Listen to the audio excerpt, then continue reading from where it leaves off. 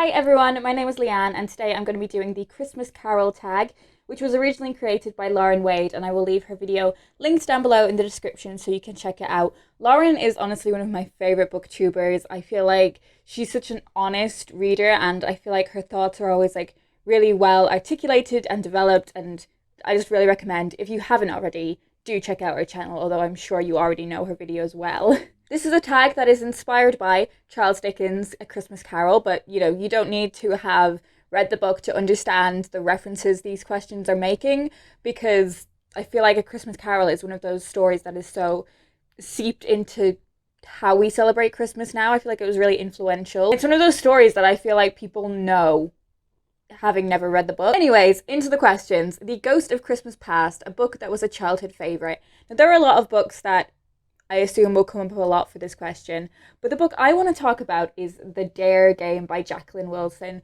Now, I think like a lot of young women of my generation, I read a lot of Jacqueline Wilson.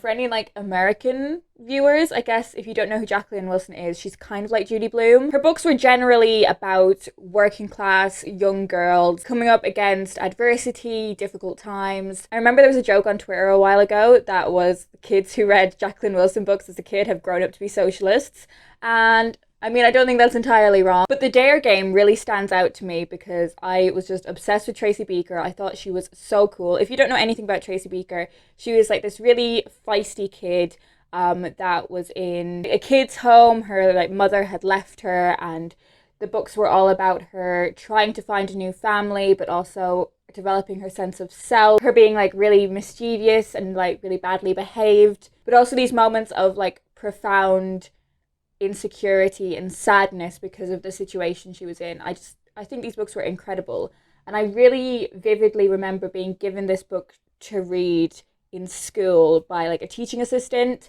and from that moment on I was just hooked on Jacqueline Wilson books. I remember I devoured that book and then immediately begged to go to the library so I could get every book that she had ever written out of the library, of which there were many, so I was very grateful for that. And I think Jacqueline Wilson just really shaped me not only as a reader but like as a person overall, so that's definitely a childhood favourite.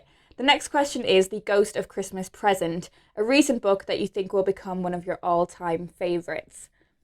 Perfectly Preventable Deaths by Deirdre Sullivan is a book that I absolutely loved. This is a YA book that is set in Ireland, and it's all about witches, and that's just ticking boxes for me. I really struggle with fantasy, so when I get a book that is fantasy that I love, it's just the most amazing experience for me. It's really difficult to get that melting pot right for me when it comes to fantasy, and Deirdre Sullivan just nails it. I think that's definitely a book that I would like to revisit one day, and I think it's definitely going to be a favourite moving forward. Ghost of Christmas Yet to Come, a book coming out next year that you're most excited about.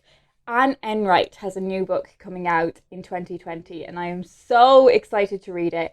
Anne Enright is another Irish author. I've read a few of her books now and I absolutely love them. I love how they depict the Irish family. I love how they are often like very quiet books about very like intimate thoughts and feelings. Like they're not massively plot driven books. She is one of my favourite authors of all time, so I'm going to read anything that she brings out. Question 4, Bah Humbug, a book that everyone else loves that you just can't stand. My answer for this question is always Jane Eyre. I understand the merits of Jane Eyre and why so many people love it. I understand why Jane Eyre is such a beloved literary heroine. I feel like the book's too long. I feel like there's a lot of faff before we get into the actual meat of the story. The whole like gothic bit at the end, that bit ruins the book for me. I don't find Jane Eyre that likeable as a character, and I know female characters do not have to be likeable to be powerful, important, and influential. But it just really grated on my reading experience that so many people seem to love her, and I don't. But whenever I talk about the fact I don't like Jane Eyre, people always like tell me I'm wrong in the comments, and I'm like, I'm not wrong. I don't like what I don't like. I'm not saying it's a shit book. I'm saying it's not the book for me. Get over it. Question 5, Bob Cratchit, an old dependable that you always recommend. A book that I recommend to lots of different people is Elizabeth is Missing. This is a book that is all about an older lady who is convinced that her friend has gone missing, but she has no way of like proving that or really telling people and explaining why she thinks her friend is missing, because she has Alzheimer's and she can't remember anything. She will find out clues that she thinks will prove that her friend is missing, but she can't remember what they are.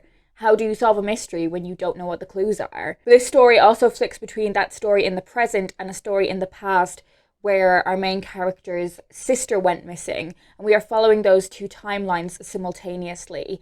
I think this book is a fantastic read. It's a book that I recommend to both reluctant readers and seasoned readers. I think it's great for fans of a bunch of different genres because the plot is a real page turner.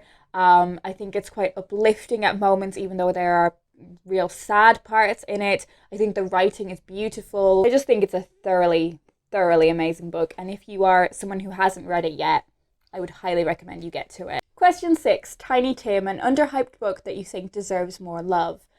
A book that I think I've not seen many people talking about, at least on BookTube anyway, is Never Greener by Ruth Jones. You may know Ruth Jones from a few different TV shows, but I think the one she's most well known for is definitely Gavin and Stacey, where she played Nessa, and I think Never Greener is just an amazing piece of contemporary women's fiction. This is another book that follows like two different timelines, and I think that's something I've learned that I really enjoy in books. I think it lends a really interesting perspective, learning about a character's past as you witness what they're doing in the present. But it follows a young woman as she has an affair with a much older man. And in the present day, she has moved on with her life. She's a really successful actress, but she ends up meeting this man again, and it's about whether they're going to rekindle their affair and what will happen if they do. I think it's just a really interesting character study.